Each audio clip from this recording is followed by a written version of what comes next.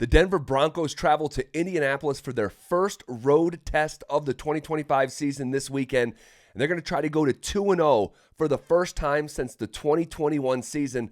Meanwhile, the Colts are trying to go to 2-0 for the first time since 2009. Think about that. Let's talk about some of the themes of this matchup. I think the number one storyline in this game is turnovers. All right. Now, someone could say, Zach, what are you talking about? Turnovers are the theme of, every game that's played in the NFL. While that is true, I think it's especially true in this matchup, considering what we saw a week ago from Bo Nix and the offense. 5 turnovers in week 1.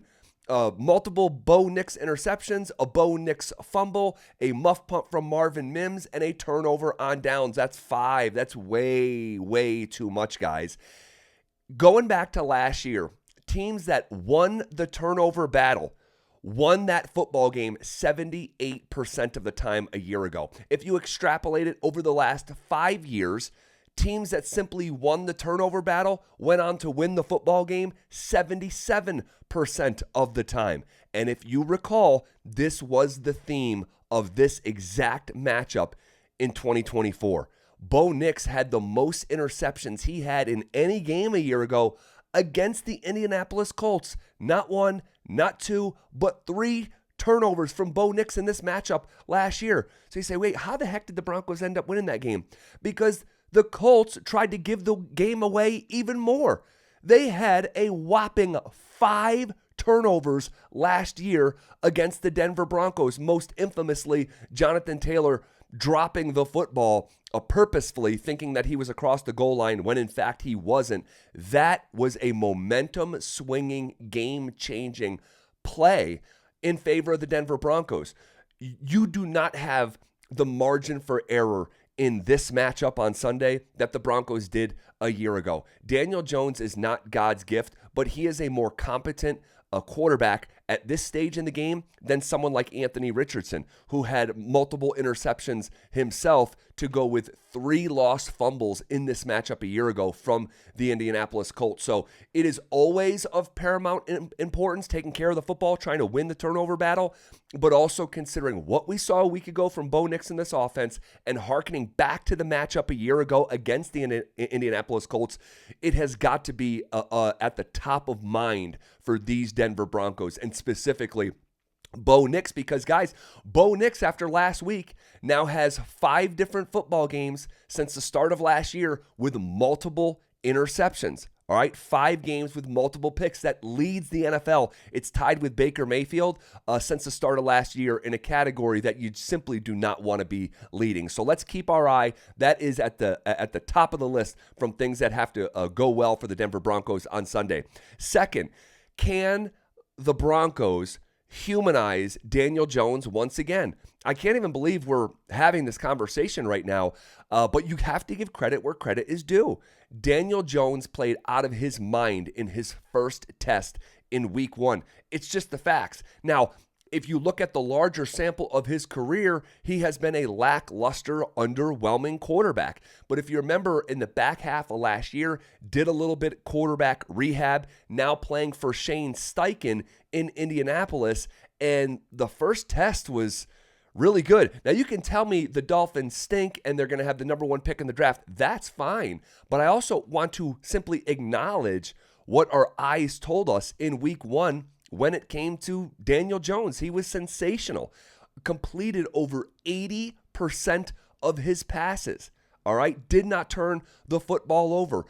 Ran for multiple touchdowns. Daniel Jones did. Kurt Warner, a Hall of Fame quarterback this past week, he was on the Rich Eisen show. And Rich Eisen gave him a blank canvas, blank slate, and said, what quarterback impressed you the most in week 1? And he could have chose someone like Josh Allen or fill in the blank. He said Daniel Jones, and he just played great. And it's okay to say that.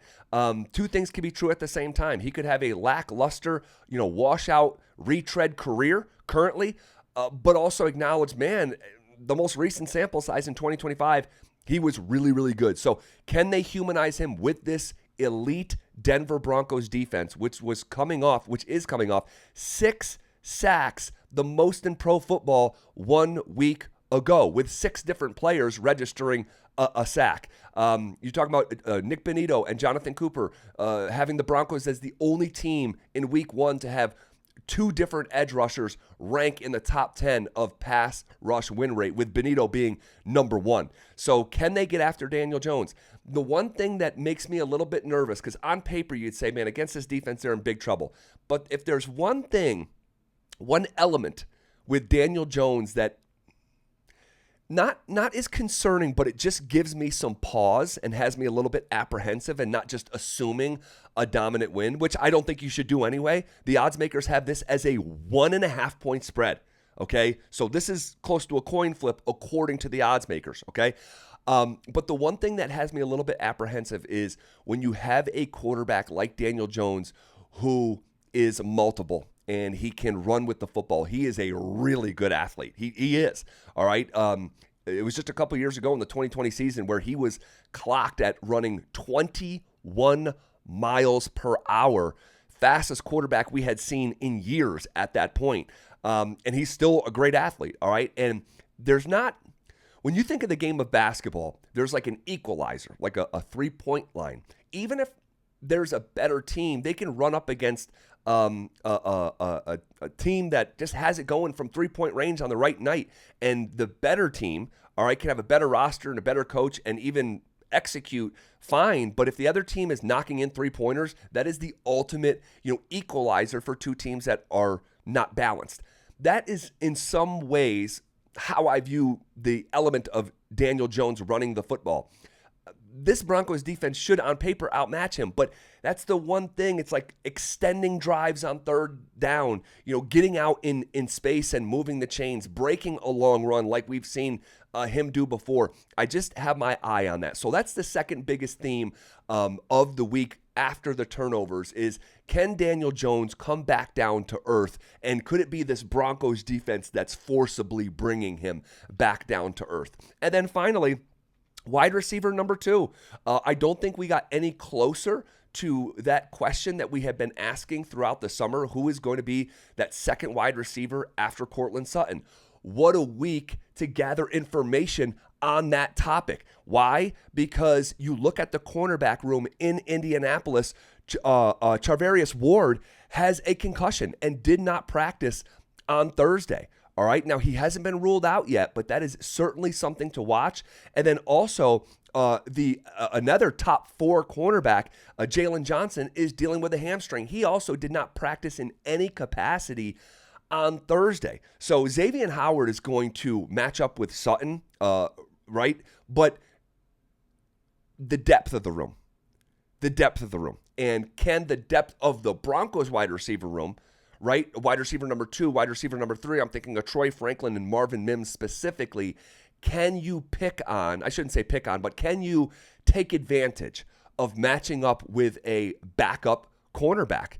All right. And I think what an opportunity for each of those guys, Mims and Franklin, to produce after Sutton. And by the way, if you remember Sutton in this game a year ago, very quiet in this matchup. 3 receptions for a total of 32 yards. And believe it or not, that led the Broncos in receiving.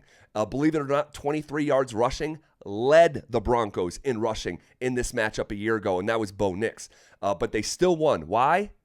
Because of the number 1 theme of where we started, the turnover battle, and winning it decisively, +2, the way that the Broncos did a year ago.